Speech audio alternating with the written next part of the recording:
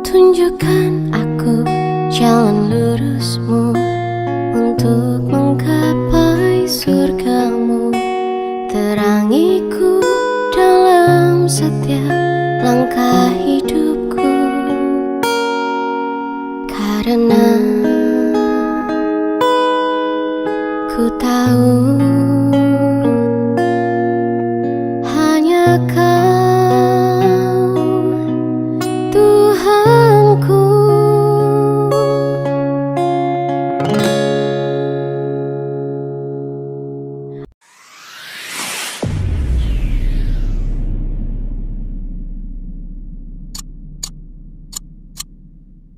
Bismillahirrahmanirrahim. Assalamualaikum warahmatullahi wabarakatuh. Waalaikumsalam. Kembali kita bertemu dengan Pak Lukman setelah 2 minggu jeda ya. Kita ketemu. Ini pas dalam perjalanan nih. Ini pas dalam perjalanan kita memanfaatkan momen. Kali ini kita akan sedikit ngobrol soal politik. Lepas tapi ya, lepas artinya dalam dan kita tidak Asesor. bukan asesor, bukan setting.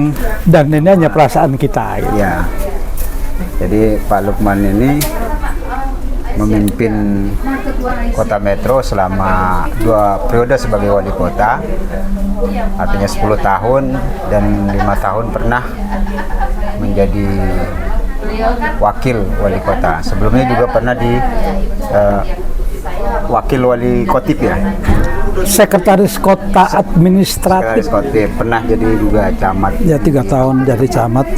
Jadi pengalaman berinteraksi dengan birokrasi itu cukup panjang, sekaligus terkait atau saling terkait dengan kepentingan-kepentingan politis juga, termasuk politik anggaran, politik kebijakan, semuanya udah pernah dilalui.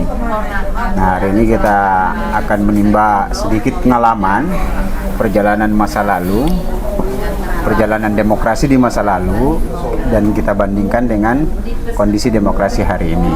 Yang hari ini kita tahu biaya demokrasi kita atau dunia demokrasi kita semakin cemar, dirusak oleh isu-isu transaksional money politik. Nah, pengalaman beliau bercerita tentang politik di masa lalu, baik elektoral sampai pada beliau terpilih, itu yang akan menjadi pengalaman penting hari ini. Kita mulai mungkin Pak dari pengalaman awal yang langsung terkait dengan interaksi Bapak sebagai politisi lah. Oke, terima kasih. Memang sebuah perjalanan panjang yang saya lakukan. Kalau saya dilahirkan dalam konteks birokrasi yang saya mulai dari bawah, dari seorang pesur dengan bermodalkan ijazah SMA. Saya tapa itu sekian puluh tahun, sehingga saya akhirnya bermuaranya juga akhirnya ke politik, walaupun saya sebenarnya di luar daripada politik itu sendiri. Saya mulai dari prestasi sebagai ASN.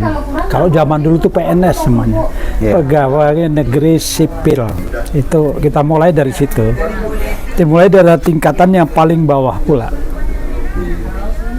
Tapi ya memang dengan itu tadi, dengan bermodalkan kepada mungkin human relation lah, kalau kata istilah agak kerennya itu, gaul istilah anak mudanya itu. Karena saya memang suka dengan kegiatan-kegiatan sosial. Itu awal mulanya sebenarnya. Saya tapaki proses ASN saya, PNS saya itu dengan tapakan pijakan yang kuat sebenarnya. Karena memang saya didalilkan oleh seorang juga pegawai negeri tempo dulu, klerek, kalau zaman Belanda itu klerek juru tulis. Ayah saya itu, saya lihat dalam keseharian beliau kan memang hanya ya paling banter tukang ketik, masih mentil ngetik, nggak kayak sekarang itu. Masih taktok. Jadi dasar Pak. Jadi dasar betul. Saya mulai, dan setelah beliau, ayahanda saya itu mau pensiun, dia mengarahkan saya untuk menggantikan dia. sebagai seorang PNS, karena saya anak tertua, anak laki yang punya tanggung jawab. Akhirnya saya tapaki itu, walaupun saya tahu itu sulit, saya tahu itu susah, tapi kembali karena tadi bermodalkan pergaulan saya di semua lapisan masyarakat. Setelah sekian puluh tahun saya mengabdi sebagai PNS, dan saya alhamdulillah dalam perjalanan itu yang tadinya modalkan SMA, saya punya basic S1. Nah, saya baru berani untuk keluar, untuk muncul di dalam konteks organisasi yang istilahnya yang lebih mungkin di Perserikatan Muhammadiyah seperti itu. Ya, mulai dari angkatan mudanya. Yang nuansa-nuansa politik. Nuansa-nuansa ada, walaupun dia bukan nuansa politik, tapi minimal jati diri kita mulai keluar. Mulai aura kita, kalau istilah sekarang itu aura kita keluar. Yang pada akhirnya dalam momen yang tepat, kalau proses perjalanan itu panjang, saya ASN sampai dengan saya camat itu. Ya kan, waktu itu mungkin dalam sudah kita bahas dari camat itu, saya bisa katakanlah masuk dalam itu, dan saya sebenarnya memang tidak ada niat sama sekali, karena saya merasa tidak mampu sama sekali untuk masuk ke dunia politik itu. Dulu PNS atau ASN sekarang itu kan otomatis gabung di Golkar ya. Nah itulah juga satu modal, saya ingat. Tapi bukan partai politik Golkar waktu itu. Karena single majority pada saat itu Golkar itu, saya aktif ya, pokoknya diarahkan oleh pemimpin itu ke arah kegiatan Golkar. Jadi bergabung di Golkar sejak ya karena PNS tadi. Otomatis jadi anggota. Otomatis, nggak pernah punya kartu anggota, sebenarnya nggak pernah punya. Oh, sampai hari terakhir itu nggak pernah punya kartu Golkar. Tapi di dalam kegiatan misalnya pas pemilu misalkan, bagaimana upaya Golkar sebagai single majority untuk memenangkan dalam kontestasi pemilu misalnya, itu saya ikut di dalamnya. Bahkan kalau boleh dikatakan pada saat itu, kalau disebutkan politik yang enggak demokratis ya pada saat itu. Ya kan? Dia bicara realitas. Tapi tetap bicara strategi pemenangan. Tapi strategi pemenangan itu saya ikut. Bahkan bagi-bagi sembako itu saya menjadi motor pada saat itu. Jadi punya pengalaman. Anti klimaknya dalam proses pada saat demokrasi mulai dimunculkan dalam politik pemilihan kepala daerah, itulah saya betul-betul katakanlah seorang yang menerima, mendapatkan mandat. Bukan mendapatkan mandat, efek yang positif buat saya. Saya tidak, karena sebagai seorang camat itu saya merasa sudah jabatan yang cukup tinggi, merasa jabatan yang cukup strategis buat saya, yang menurut bayangan saya itu sulit, karena saya tidak di pendidikan basic saya nggak ada di situ Tapi saya bisa pada saat itu jadi camat. Setengah terkejut sebenarnya saya. Bayangkan sebagai orang dari SMA kemudian di dinas teknis cukup lama, saya pindah ke pemerintah daerah Lampung Tengah. Kemudian tidak lama itu dalam satu proses itu saya hanya diangkat menjadi seorang camat. Itu kan luar biasa pada saat itu. Padahal banyak sekali teman-teman saya yang katakanlah sebaya seangkatan itu kan memang harapannya jadi camat, tapi tidak kesampaian. Saya Allah karunia Allah, saya bisa sampai camat. Dan di dalam proses saya jadi camat itulah ya saya bisa punya pengalaman yang sangat berarti. Misalkan waktu itu Pilkades itu masih ramai sekali tuh. Saya di kecamatan saya itu hanya 11 desa. Saya bisa selesaikan sebagai camat, sebagai pengawas yang mengawasi jalannya Pilkades sampai 11 desa. Itu kan cukup banyak. Jadi dari pengalaman saya melihat kok begini ya demokrasi itu. Tapi memang kita harus malu dengan demokrasi tingkat desa itu. Itu yang betul-betul demokrasi. Walaupun memang periode akhir daripada proses pemilihan kepala desa mungkin juga masih terjadi sampai saat ini, itu money politik sudah nampak menyeruak, tapi tidak oleh sang calon.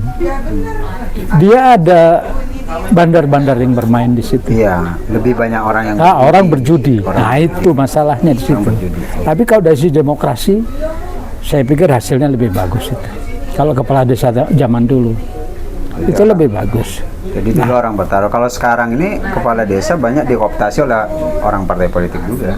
Nah iya, kalau sekarang ini sudah semua dipolitisasi. Bukan hanya apalagi kepala desa kan, apalagi kepala desa, RT. RT aja kadang-kadang sudah mulai dipersiapkan untuk siapa mau jadi bupati ke depan, siapa mau jadi wali kota depan. Ini sudah terjadi. Kalau berinteraksi dengan politik, dengan orang-orang partai politik itu pas pencalonan. Nah, terakhir saya sebagai orang camat, tadi pengalaman saya menjadi katakanlah koordinator pemilihan kepala desa itu pada tingkat kecamatan itu, pas momentum kota metro akan memasuki proses demokrasi pemilihan kepala daerahnya yang pertama. Langsung pertama. Saya itu minta DPRD dulu ya. Karena masih DPRD dan cuma 25. Saya itu diminta disusul, bahkan karena saya di Seputiraman masuk wilayah Lampung Tengah, dijemput oleh teman-teman dari partai politik. Ya mungkin sebagian waktu sudah. Maka saya sampaikan saya bisa menjadi wakil wali kota pada saat yang pertama itu adalah buah dari demokrasi. Buah demokrasi yang betul-betul Allah berikan kepada saya sehingga saya mampu menapaki itu masuk pada tataran politik yang menurut saya sudah real politiknya. Masih luber, langsung umum bebas rahasia terjadi. Dan saya tidak merasakan lagi, apalagi pada saat itu, dan saya yakin pasangan saya Pak Wali Kota Moses waktu itu tidak ada sama sekali money politik, hanya sekedar biaya kos-kos yang untuk proses operasional saja, untuk kumpul, untuk kita jalan, itu bukan kepentingan yang sudah NPWP itu nomor pirawani pironya. Walaupun itu masih perwakilan di lembaga DPRD-nya ya. Walaupun itu masih mau kemenangan DPRD. Belum langsung ke rakyat. Kemenangan DPRD karena Mesa dipilih oleh langsung Dewan Perwakilan Rakyat itu pada saat itu. Nah, saya pikir itu yang terjadi, yang saya lakukan betul-betul sekali lagi buah demokrasi. Buah demokrasi, buah reformasi lah ya. Buah reformasi, buah demokrasi yang masih saya rasakan langsung umum bebas rahasia, suci betul. Iya. Tidak ada. Dulu harus jadi tentara dulu bisa jadi wali kota. Iya, kalau dulu kan yang dipilih jadi bupati itu tentara pangkatnya letkol, kolonel, yang betul bisa. Kalau dia pegawai negeri nggak banyak juga. Nggak banyak. Tapi yang udah pada level-level orang yang golongan 4 yang sudah yang betul-betul dipercaya juga. Yang pengalaman teritorialnya kuat sekali itu. Dulu seperti itu. Nah, alhamdulillah itu yang saya rasakan, sehingga saya bisa cerita benar kalau mungkin nanti aja bisa menjadi semacam pencerahan, katakanlah sebuah pembelajaran dengan teman-teman anak-anak muda sekarang agar politik itu tidak seperti yang terjadi saat ini. Waktu itu masih partai politik, SOP, standar operation program dari masing-masing partai itu nggak ada. Jadi nggak ada transaksi itu sama sekali. Betul-betul nggak ada transaksi. Kalau aku ini sekadar makan bareng, sekadar mungkin jalan bareng, tidak ada ngitung bicara soal uang sama sekali. Itu pengalaman saya yang paling. Dan kemudian pada saat proses perjalanan katakanlah 5 tahun. Masuk pilkada langsung. Masuk pada tataran pilkada langsung yang pertama. Ya, tahun 2005. Tahun 2005. Itu belum masuk partai politik juga? Saya juga belum masuk partai politik, tapi simpatisan. Itu yang saya menurut sejarah saya itu kan saya udah bisa bergabung di walaupun di PAN walaupun saya nggak karena saya masih PNS saya tahu persis. Saya tidak dilantik menjadi pengurus partai, pengurus PAN itu kan gitu. Hanya simpatisan tapi nggak terdaftar sebagai anggota? Enggak pernah saya punya kartu anggota. Saya tidak pernah punya kartu anggota partai politik. Waktu di periode setelah pemilihan kepala daerah langsung itu kan sudah masuk di struktur partai itu ya? Penasehat apa waktu itu ya? Enggak juga. Waktu PAN itu saya masuk bukan penasehat malah saya masuk di provinsi. Di pengurus provinsi di bidang. Itu. Tapi saya tidak pernah dilantik. Tidak pernah dilantik. Itu di 2000. Karena memang nggak mau kalau nggak 2003 2004 kok itu saya udah wakil. Udah mulai itu ya? Udah mulai itu. Dan terakhir ada yang 2005 itu juga tidak. Diminta. Itu yang saya cerita. Yang saya ditolak di PKS. Iya. Ini kan ditolak di PKS karena saya adalah yang nggak boleh oleh mereka. Dan waktu itu pun saya bersama Pak Johan itu hanya mengumpulkan partai-partai yang katakanlah yang agama. Yang pertama yang agama. PAN waktu itu, PBB waktu itu masih ada, ya kan? Kemudian partai-partai yang enggak kecil-kecil kita kumpulkan ya, jadi punya suara tapi nggak ada kursi. Nggak ada kursi di DPR kita kumpulkan, akhirnya banyak juga. Cukup. Bahkan Golkar yang mau saya pada saat itu ya saya tolak karena sudah mulai. Itu yang masuk di 2005. 2005 Golkar sebenarnya mau dengan saya. Tapi saya diminta, tapi dengan persyaratan-persyaratan yang agak berat ditentukan oleh mereka, saya nggak mau. Termasuk dengan siapa, termasuk itu saya nggak mau. Saya bebas saja karena ya sebenarnya tanpa beban, karena juga rivalitasnya cukup berat dengan Pak Moses Herman sebagai wali kota. Saya kan incumbent, saya kan dari wakilnya. Jadi itu masuk di 2005. 2010? 2005 dong. Iya. 2005, 2010 saya rivalitas sama Johan, sama Pak Aris. Itu juga belum masuk partai politik? Kan waktu yang kedua saya sudah masuk partai sebagai wakil ketua Demokrat Provinsi Lampung. Itulah baru saya bergabung di partai politik. Nah, disitulah saya juga merasakan pada saat itu ketidaknyamanan seorang kepala daerah sebagai kader partai saat mencalonkan itu tidak nyaman, baik dari sisi finansial maupun dari sisi kebebasan untuk dengan kewenangan berkomunikasi dengan partai, tidak punya kebebasan. Nah, itu yang saya rasakan. Jadi betul-betul kontradiksi lah dengan saat ini, di mana partai-partai itu sangat intens untuk mencari orang-orang yang mau jadi kepala daerah dengan ketentuan sangat kan berlomba-lomba. Ini udah kita rasakan juga kan ini. Udah kita rasakan. Nah, Pak Lukman pernah bercerita juga waktu pilkada langsung tahun 2005 dengan 2010 itu biayanya lebih besar 2010. Jelas, itu udah jelas sekali. Incumbent ya? Dan incumbent. Saya pada saat wakil itu sekali lagi belum ada transaksional. Pada partai-partai paling ya kalau kita mau main kepada masyarakat itu, kalau perlu bantu itu bukan tadi nomor piro wani piro tadi yang saya sampaikan, tapi dalam satu kelompok masyarakat itu ada sebuah kegiatan ya kita support lah, kita dukung.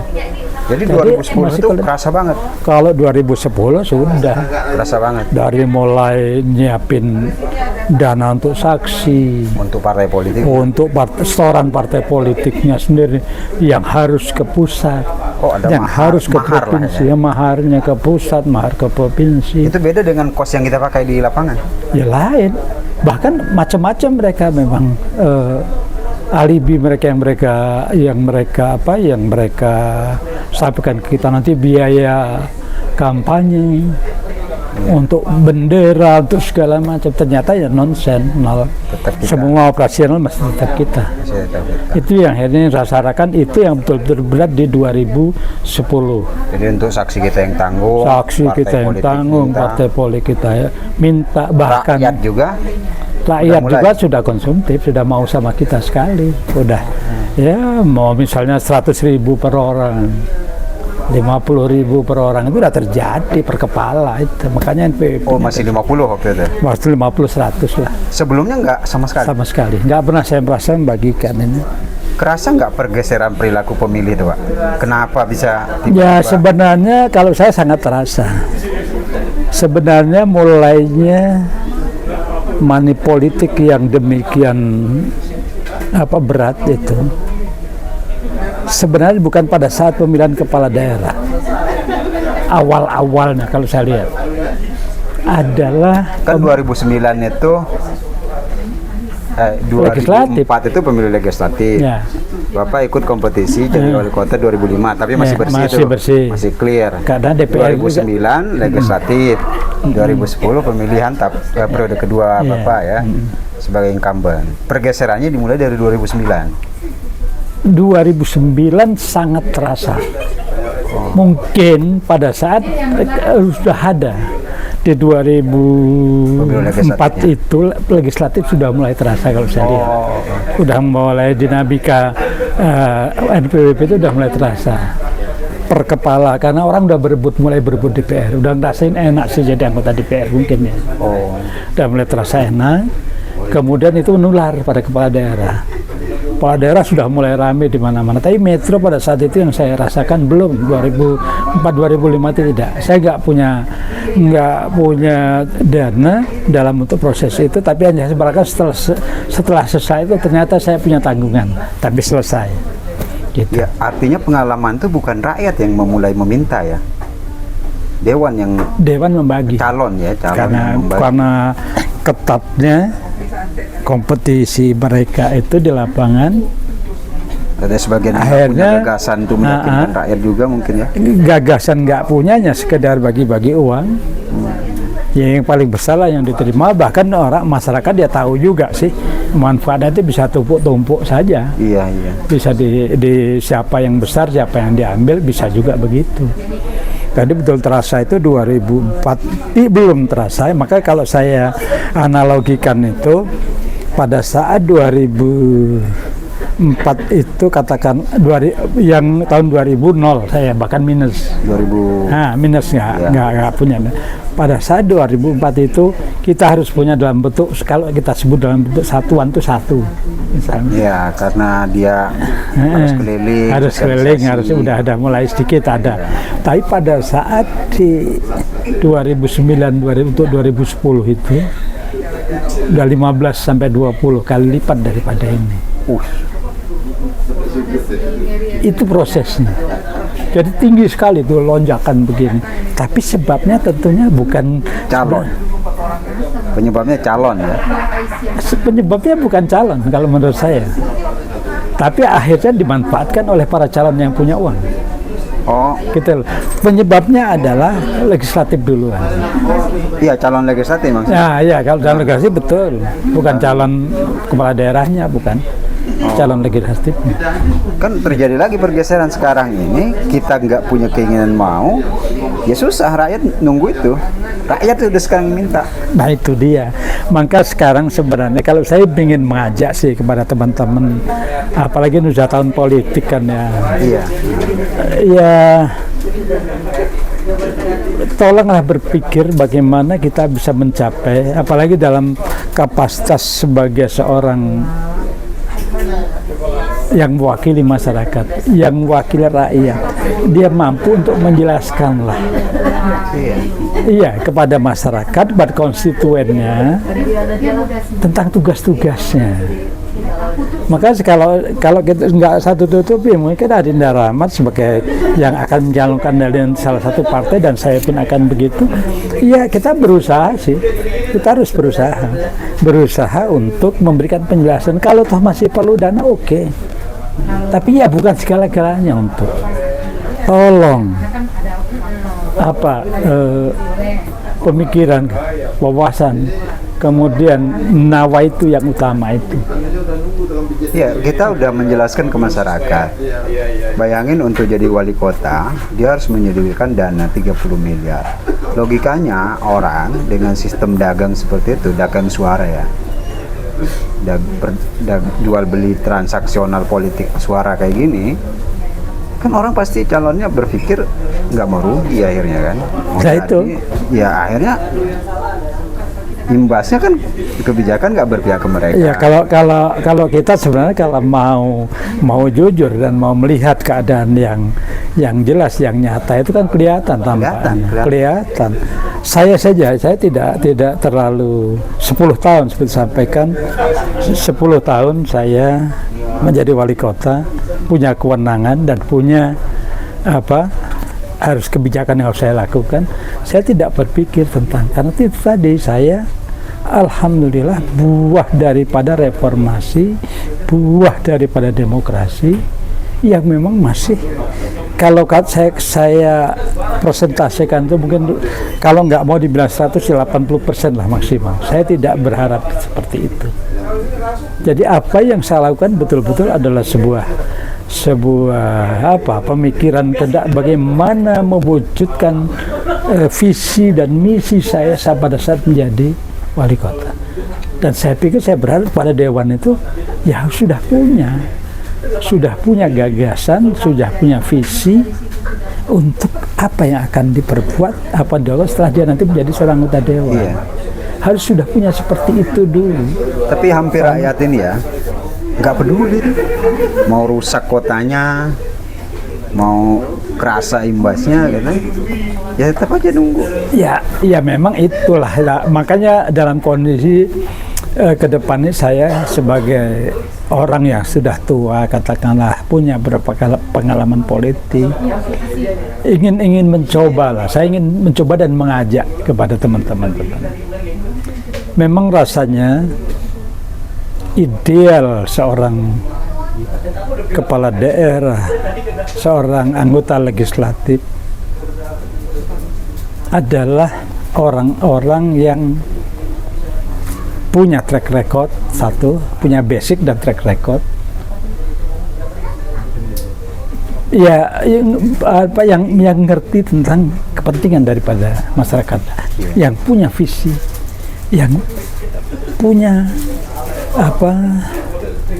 cita-cita bagaimana sih mewujudkan kota kita ini, apalagi kalau kita di metro kan kayak gitu, kotanya kecil, mau berharap seperti apa kotanya itu kalau nggak diisi dengan yang, karena dua lembaga ini, eksekutif dan legislatif ini kan harus seiring nih, bukan seiring dalam arti yang negatif ya, seiring dalam arti yang positif. Orang-orang yang punya kreativitas, orang-orang yang punya wawasan yang luas, orang-orang yang punya kehendak yang kuat untuk membangun kota ini, mempertahankan kota ini. Apalagi metro dengan kawasan yang begitu kecil, nggak punya sumber daya alam, hanya mungkin sumber daya manusia, karena memang kehidupan di metro ini kan berisi dari Lampung Tengah, Lampung Timur, kan numpaknya masih warga metro semua. Itu satu kelebihan yang sangat. Saya itu merasakan sejak saya bergabung dengan partai politik, paling tidak ada dua dampak yang luar biasa saya rasakan sebagai tekanan ya. Pertama, ada kawan-kawan saya yang bahkan secara terang-terangan, ada yang diam-diam jaga jarak, ada yang datang ke saya, ngapain sih bang ikut masuk partai politik. Partai politik itu kata mereka ya, itu seperti berenang di kubangan teh, susah untuk tidak kotor. Jadi kesan politik itu dengan proses transaksi itu, dan orang-orang yang sudah terpilih juga tidak peduli, ya nggak ada lagi yang percaya. Sedikit ya. Kedua, orang-orang baik, orang-orang yang dicetakkan Pak Lukman tadi punya komitmen, punya integritas baik, gitu, paham bagaimana bekerja untuk rakyat, ya akhirnya karena nggak punya modal, mereka nggak mau bergabung karena mereka sudah yakin pasti kalah, nggak punya uang. Nah, makanya saya berpikir sebenarnya apa yang Adina Rahmat rasakan tadi itu juga ada pada diri saya. saya katakanlah sudah, kalau pandangan mereka pasti sudah tua lah, sudah sepuh lah. Iya, iya. Apalagi mereka tahu persis perjalanan saya sejak dari wakil, sejak dari wali kota sampai terakhir saya jadi komisaris Bank Pangandaran, itu pasti mereka sudah baca. Mau apa lagi sih Pak Lukman? Apa nggak puas dengan apa yang benar, kan? apa yang Pak Lukman cari lagi? Saya sampaikan, hampir berpikir, saya punya cita-cita sebenarnya, hanya ingin katakanlah mengabdikan kepada kota ini. Secara jujur saya prihatin dengan kondisi kota saat ini, karena saya juga tidak merasa terlalu baik, terlalu bagus hasilnya pada saat saya memimpin kota itu. Tapi saya pikir alhamdulillah masih banyak hal yang bisa saya lakukan, masih banyak legasi-legasi yang saya tinggalkan. Iya. Dan bahkan termasuk visi Metro Kota Pendidikan, kalau saya boleh klaim itu pemikiran saya, rasanya juga tidak salah. Iya, iya. Karena ternyata memang sesuai dengan mungkin yang saya gambarkan bahasa yang lalu itu, adanya visi Kota Pendidikan itu kan memang pada saat saya munculkan itu. Dan kemudian saya melihat pada proses perjalanan hampir 10 tahun setelah saya kan terakhir 2015. Iya. Ini sudah 2023. Ya kan tinggal 2 tahun lagi kan. Iya. Kalau saya pikir 10 tahunnya itu udah 8 tahun lebih itu. Iya. Nah, itu rasanya ya saya termasuk orang yang sangat prihatin. 2025 ya? Iya. Saya sangat prihatin dengan kondisi saat ini tentang pendidikan saja. Ya satu realitas. Banyak sih alasan, banyak sih pertimbangan. Keterbatasan anggaran. Iya. Kok yang zaman saya susah loh anggaran itu. Zaman saya tuh nggak ada loh duit itu. APBD kecil banget loh. Tapi ya nyatanya banyak yang bisa saya lakukan.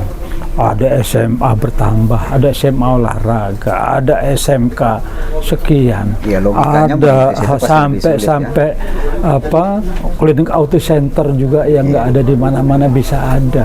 Artinya kan banyak yang bisa kita wujudkan pada saat itu. Nggak tahu gimana caranya. Apakah soal berjuang sampai ke pusat dan sebagainya memang harus begitu sebagai seorang kepala daerah. Nah, bahkan yang sesuai dengan kemampuan APBD pun kemarin sudah saya bicara, ada poskes, ada rumah pintar, ada segala macam. Nah itu kan memerlukan kesinambungan tapi tidak pernah terpikir. Jadi itulah yang jadi panggilan Bapak. Panggilan batin saya bahwa saya harus mengabdi. Rasanya kalau saya di luar saya memang banyak menahan, saya tidak terlalu banyak komentar-komentar saya karena saya memang merasa saya ngomong sedikit pasti akan jadi besar. Iya. Karena padahal gampang juga orang mau Pak Lukman cukup nggak baik-baik amat kok. Iya. Iya. Tapi kan sesuai sama kondisi pada saat itu, maka saya ingin kalaupun ada seperti yang terjadi ini partai politik, nggak usah lah saya jauh-jauh mau di DPR RI, mau di DPRD provinsi. Saya ingin mengabdikan di Metro aja. Mungkin dengan Adinda Rahmat juga beri kesempatan, mari ayo kita bangun satu kekuatan walaupun kita beda partai katakanlah. Tapi ada pertanyaan lanjutan itu Pak, yang agak menyaksikan. Memang bisa, kata mereka, di tengah sistem yang sudah rusak itu, di tengah kesan yang sudah terlanjur dianggap kotor itu memang bisa. Saya pikir namanya sebuah usaha sendirian. Sebuah usaha, makanya kalau kita bisa berkolaborasi kan antara orang-orang yang punya integritas, antara orang yang punya yang kehendak yang positif yang lebih baik, kenapa tidak? Iya. Saya pikir pasti bisa kok. Mereka menganggap ini lingkaran setan, kita masuk ke situ jadi setan. Insya Allah kalau kita tidak. Karena apa? Kalau kita zaman Rasulullah pun kan Rasulullah diturunkan Allah di tengah kelompok jahili. Ya. orang Quraisy, suku Quraisy Bandul. Nah ini kan satu proses ya, kita agak anu lah, semampu kita lakukan. Tapi saya yakin selama kita punya kemauan pastilah ada jalan. Dimulai dengan niatan yang baik. Dengan niat yang baik, yang baik. baik. Saya pikir sih seperti itu. Jadi ya mudah-mudahan Allah mendengarkan apa yang kita karena kita mau itu. Dan kepada masyarakat saya ingin mengajak, yuk Metro kan punya kita, Metro kan kota kita. Kalau kedengaran politik paling mahal adalah di kota Metro kan jelek banget sih. Nah semua, saya pikir kita tidak mau mengotori lebih jauh lagi, karena akibatnya pun kita sudah bisa merasakan. Akibatnya pun sudah bisa merasakan. Apa mesti kita tunjukkan realitas lapangan? Iya. Rasanya kan nggak perlu. Tapi mari kita mulai dari diri kita masing-masing. Ya, semua masyarakat pasti udah bisa menilai. Udah bisa menilai. Saya juga manusia biasa kok. Kalaupun ada salah, ada nggak sempurna, itu pasti disitulah sifat kita ini. Tapi tentu ada niatan dengan mengajak nanti bisa bergabung bersama teman-teman yang bisa kita ajak. Insya Allah air yang tadinya keruh itu bisa kita. Ini sekaligus jawaban Pak Lukman kepada orang-orang yang sering mengajukan pertanyaan di tengah suasana politik yang semakin rusak ini, demokrasi yang semakin ternoda ini. Kenapa Pak Lukman tiba-tiba mau gitu? Apa nanti nggak sayang, nggak mengecilkan badan gitu. Kan banyak tuh yang komentar-komentar kayak gitu di luar sana ya. Pastilah, tapi ya itu saya hanya berpikir dengan nawa itu yang muncul dari dalam lubuk hati saya yang paling dalam, bahwa saya ingin memberikan manfaat untuk kota kelahiran saya, kota Metro yang kita cintai ini. Ingin mengajak berbuat lebih baik dalam mungkin kapasitas nanti kalau saya bisa masuk di dalam jajaran katakanlah Dewan Perwakilan Rakyat daerah Kota Metro kan punya kewenangan. Bagaimana bisa kita ya memang saya yakin bukan hal yang gampang. Memang berat, tapi kalau nanti kita ketemu dengan teman-teman, saya pikir masih banyak kok yang baik. Tidak semua juga jahat. Dan Allah juga pasti akan memberikan waktu saat momentumnya untuk kita bisa berbuat baik itu. Pada dasarnya kan sebenarnya semua manusia itu punya sisi kebaikan. Iyalah, pasti. Tinggal kita sentuh aja. Saya yakin kalau tinggal kita ajak bersama-sama. Kalau perlu perjuangan memang ya harus berjuang. Iya. Selama itu harus berjuang. Nggak mudah Nggak mudah. perjuangan. Pastilah berat. Saya pikir itu dulu obrolan politik kita. Panjang sudah. Ya panjang. Nanti kalau kepikir lagi apa gitu dalam Nanti salat dulu kita sebentar. Dalam perjalanan ini mungkin nanti kita bisa lanjutkan. Terima kasih kawan-kawan semua. Salam payungi. Salam payung. Assalamualaikum warahmatullahi wabarakatuh.